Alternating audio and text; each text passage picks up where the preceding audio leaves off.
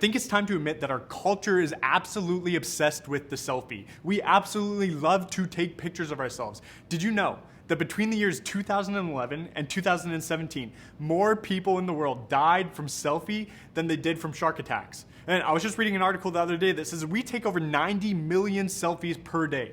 90 million, that's absolutely ridiculous. I was watching TikTok the other day. I'm scrolling through, and there's this trend that kept popping up over and over again on my feed where parents would film their young kids and ask their kids to pretend to take a photo of something. Super simple instructions. If somebody would ask me to pretend to take a photo of something, I would probably hold up a fake camera and be a pro and take a photo of it, click. I think that's what a normal human being would do. But these kids, man, these kids were crazy. What they did when their parents asked them this question is they would pretend to hold up a phone and pose and pretend to take a selfie on TikTok. It's absolutely crazy. This is how far our culture has come. We are absolutely obsessed with the selfie. Or maybe in other words, we are absolutely obsessed with the self. You see, we elevate the self. We are all searching for a sense of self-satisfaction. We're all taught from a young age to be self-reliant, right? Think about social media for a second. I love social media. There's lots of good things about community and connection and entertainment, but think about how much time we spend in our lives just focused on these little pages on the internet that are all about ourselves.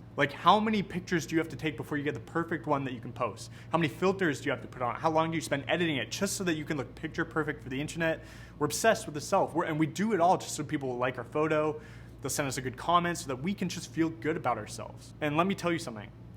It can cause a lot of problems when your entire life is completely focused on yourself. It can be dangerous and destructive when everything in your life constantly revolves around yourself. And this is the danger of pride. You see, pride is that thing that puts the self ahead of others. Pride is the thing that tells you that you are better than everyone else. Pride tells you that certain things just don't apply to you. Pride tells you that you can do everything, you can handle everything on your own, and you don't need anyone else's help. And Proverbs 16 verse 18 in the Bible gives a great verse about this idea of pride and how dangerous it can be. This is what it says: pride goes before destruction, and a haughty spirit before a fall. And I love how one Christian author and writer, how he paraphrases this verse. This is brilliant. Listen to this. First pride, then the crash. The bigger the ego, the harder the fall. It's like when you first get your learner's license, right? And you think this whole driving thing is going to be super easy, you're going to be awesome at it, and it's going to be smooth sailing from here. But then you get in the car and everything goes completely wrong. Like driving a real life car is not the same thing as driving a car in Mario Kart, and you just learn it for the first time, and it leads to complete destruction. You almost kill everyone, and you're crashing on the highway or whatever. I don't know how your first driving experience was, but mine was really good. I'm a natural. But first pride, then the crash. Pride can lead to destruction. But what exactly is pride? One website defines it as this: pride is a high opinion of one's own dignity, importance, merit, or superiority. It's this attitude that says that I am better than everyone else, that I can do it all on my own, that life is all about me, that I am on the top, that what I say and what I think and what I do is very, very important, so you better pause and watch me and listen to me and look at what I'm doing. This is pride. And now as we begin talking about this idea of pride, if you're anything like me, I know that you already have someone in mind. Right? There's a person that instantly came in your head, somebody that thinks they're the king of the castle or the queen of the castle, or the cream of the crop. Maybe it's a friend or somebody else at your school, or somebody on your sports team, or a sibling maybe. And you're thinking oh, they should be listening to this message, man. They struggle with pride. They think the whole world revolves around them and everything is about me, myself, and I. But I got to break it to you guys. I think on one level or another, I think we all struggle with pride. Thinking I am the only one that can get things done.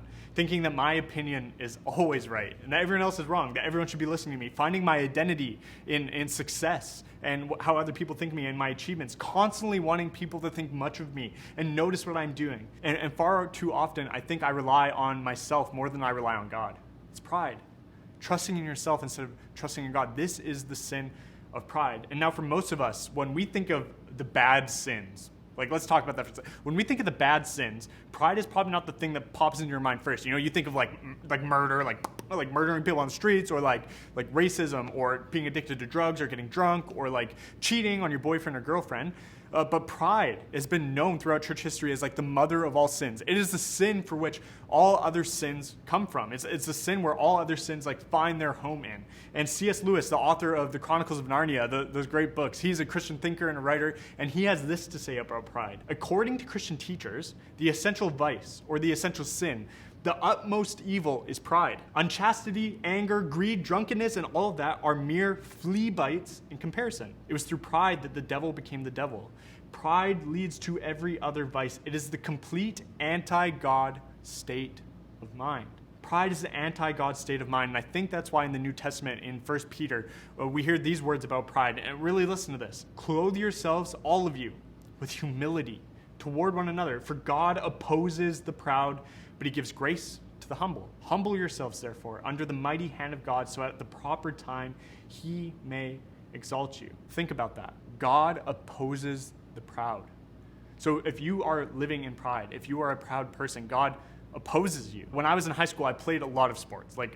I know you can't see right now, but I played a lot of sports. I was a very active person, and I played a lot of team sports, like soccer and volleyball and basketball. And it was great fun. I got to play with my friends and my teammates, and we got to verse other teams, and they were the enemies or the opponents, and we wanted to work together in order to conquer them, right? That's the whole point. We want to defeat the opposing team. But how do you tell one team from another?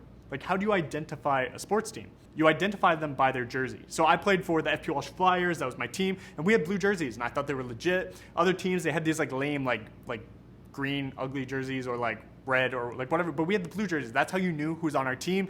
And if they wore a different jersey, they were opposing us. They were the enemy, and you wanted to crush and destroy them. But hear me out. If you are living a life of pride, you are wearing the wrong jersey. You're wearing the wrong jersey. Because God opposes the proud. If you are living a life in pride, God is on the other team and he is opposing you, actively opposing you. So ask yourself these set of questions. Are you living a life of pride? Do you think that you are better than those around you? Do you think that you can handle everything on your own, that you never need anyone else's help? Do you ever have a hard time recognizing that you might be wrong? Do you find yourself being defined by how others think of you? God opposes the proud. So humble yourselves. Clothe yourself with humility. Pride is the anti-God state of mind. And I think that all makes sense, right? Because think about the Christian life. Think about what it actually means to follow Jesus. The entire Christian life starts from a place of humility, right? A place of humility, a place where you say, God, I can't do it on my own, but you can.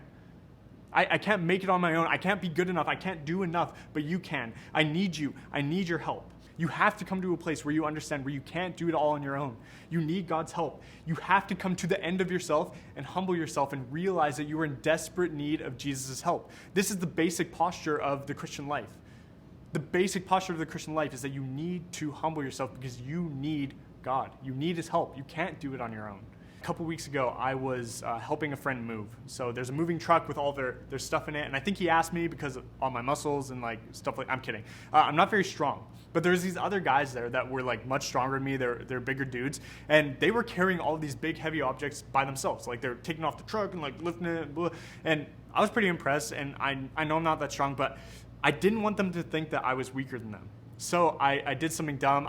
There was this desk, right? This desk there. It was a smaller desk, but I thought I could carry it on my own, but I probably needed somebody else's help. So I pick up this desk, and instantly I knew that I messed up, right? Like my back has been thrown out because I'm an old man, and I don't have any muscles, so I'm pretty weak, and I'm pick this thing up, and instantly I lose my balance, and I begin to tip over, and all the drawers of this desk, they start sliding out, and I'm oh no, and I can't save it. They slide out, and literally 1,000 things start falling on the floor. There's money, there's makeup, there's pens, there's all sorts of random household objects in this desk. No wonder it was so heavy. But they tip over, they fall. The drawers are falling out on the ground, and I slam this desk on the ground. I'm the weakest person on earth. And I'm so embarrassed. It's a disaster. But why did I do that? Why did I try picking this thing up all on my own? It's pride. And I think pride actually comes naturally to all of us. We all have this desire within us to be loved. We all have this desire to feel valuable, to feel worthwhile, to just know that other people want us and to be acknowledged for what we're doing. For me, I'm an Enneagram 3, which means I'm the achiever. So essentially my whole life, my personality, I do all that it takes to get recognition and awareness. All the work that I'm doing, I want other people to notice me and tell me that I'm doing such a good job or whatever. And I'm also a middle child. And if you know anything about being a middle child, if you can relate to this, there's a thing called middle child syndrome. It's kind of this messed up thing, but essentially what it says is that the older child is treated all special and gets all these privileges because they're the firstborn. It's a special big deal for the parents. And the third child, which would be the youngest, is also treated all special because they're the baby of the family. It's it's so cute or whatever. But then there's a middle child. they're often forgotten, and they have to do a lot more to get recognition, to be noticed. And often pride can be a big issue for this because we want the same recognition. We want to be treated special like the older child. We want to be treated special like the younger child. But we have to work at it, and this begins to feed our pride. And I think we can all kind of relate to that, right? Like, we all have this need within us to be appreciated, to be respected, to be applauded, to be affirmed, to be celebrated. So pride comes naturally. It's just a thing that arises within us naturally. Like, we don't even really have to think about it. But humility is the opposite of pride, and that takes work. We have to actively put on humility. You know, when I was a little kid, I was super ginger. Like, I had bright red hair, freckles, and like pasty ginger skin or whatever. And like, I don't know, I'm sure old ladies thought I was really cute, but I was probably like a little ginger or whatever. And I remember in the summer, it was like the worst to be a ginger because you would walk outside and what would happen to you is like 10 minutes of being outside and you'd be completely sunburned. Like, you'd be getting these bubbles on your skin and you'd be like a walking like Red Lobster thing, right?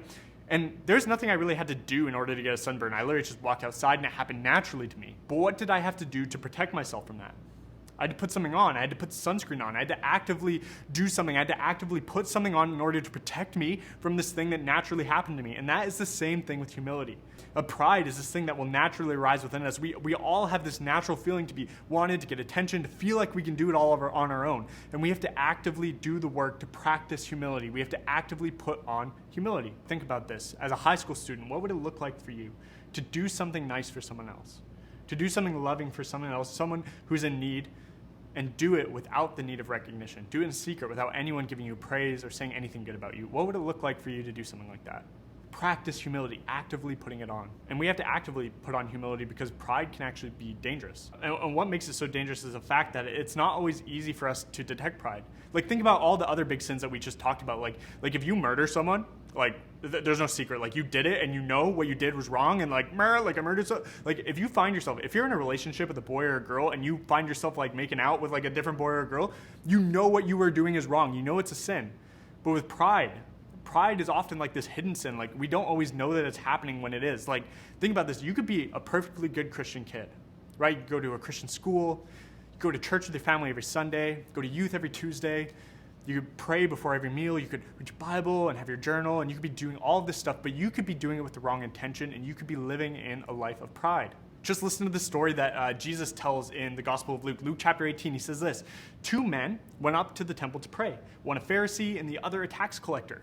The Pharisee, standing by himself, prayed thus: God, I thank you that I am not like other men, extortioners, unjust, adulterers, or even like this tax collector. I fast twice a week. I give tithes of all that I have. But the tax collector, standing far off, would not even lift up his eyes to the heaven, but beat his breast, saying, God, be merciful to me, a sinner.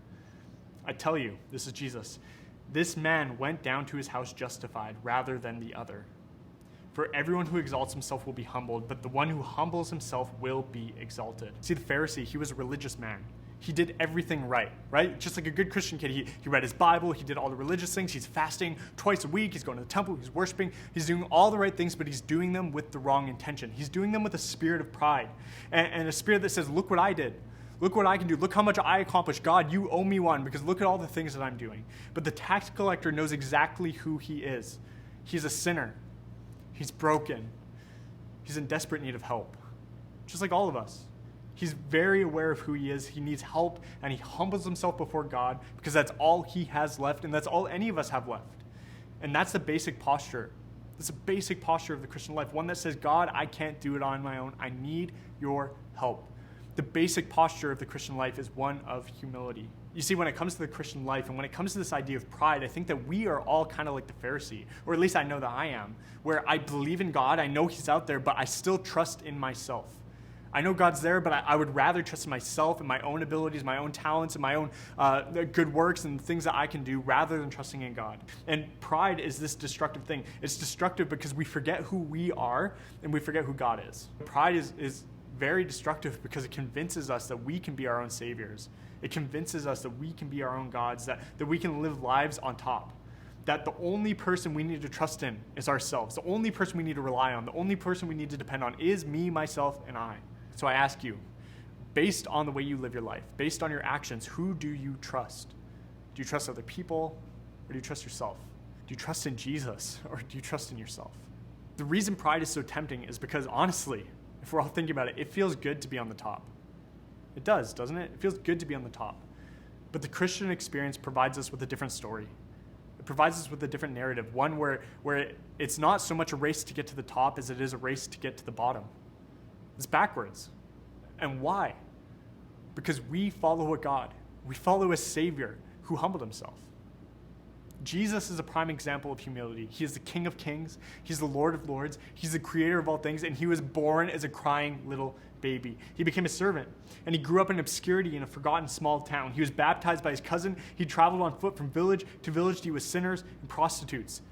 God himself humbled himself in the person of Jesus, and he became a man and a servant, trading in power for powerlessness, trading in a throne for a cross, trading in authority for submission. This is the God that we follow. No wonder humility is the basic posture of Christianity. And this is good news, right? This is good news for me, and this is good news for you because of who Jesus is and what he has done. I don't need everyone to like me, right? I don't need everyone to think I'm cool. I don't always need to be on top. I don't always need to be the one that's right because I don't need to carry the weight of being on top all the time. I follow the King of Kings. I follow the Lord of Lords. He gets to define my life. And he's given us a new story. He's given us a new narrative to live by. Pride says that you need to have it all together. Pride says that you need to always be right. Pride says that you need to get the recognition. Pride says that you need to be on top, and you need to carry the weight of the world on your shoulders. But the gospel provides us with a different story. The gospel provides us with a way better narrative to live by. Listen to this. The gospel says that you are valuable to God, that God loves you no matter what, that your worth is not dependent on your performance or what others think of you. Your worth is found in God and who he says that you are. See, Christianity is all about following a Savior who completely humbled himself. It's about following a God who completely humbled himself and took the place lower as a servant. So the question is, are you willing to do the exact same thing? Are you willing to humble yourself? You see, the Christian life isn't so much a race to the top as it is a race to the bottom. Are you willing to humble yourself? That's all we have for you guys this week. We hope that you guys have a great discussion. We will see you guys next week for week 2 of Forgotten Virtues.